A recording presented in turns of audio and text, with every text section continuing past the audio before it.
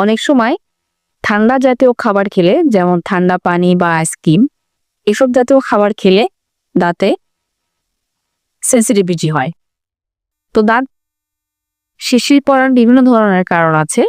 আমাদের দাঁতের উপরে যে একটা শক্ত আবরণ রয়েছে, যেটাকে আমরা এনামেল বলি, এই এনামেল যদি ক্ষয় হয়ে যায় তাহলে ঠান্ডা সরাসরি দাঁতের স্নায়ুতে লাগে, যার কারণে শিরশিরটা হতে পারে।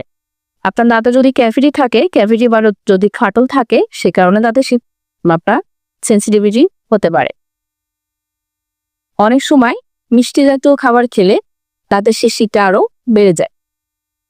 আপনার দাঁত যদি মাড়ি থেকে একটু সরে আসে, মাড়ি যদি একটু নিচে নেমে আসে, দাঁতের যে গোড়া আছে, যেটাকে আমরা রুট বলে থাকি, এটা যদি একটু উন্মুক্ত হয়, সেই ক্ষেত্রে সেন্সিটিভিটিটা বেড়ে যেতে পারে। এ ধরনের প্রবলেম থাকলে আপনি অবশ্যই ফ্লোরাইড কন্টেনিং যুক্ত টুথপেস্ট ইউজ করবেন এবং একজন ডেন্টিস্টের অবশ্যই পরামর্শ নেবেন। ধন্যবাদ সবাই।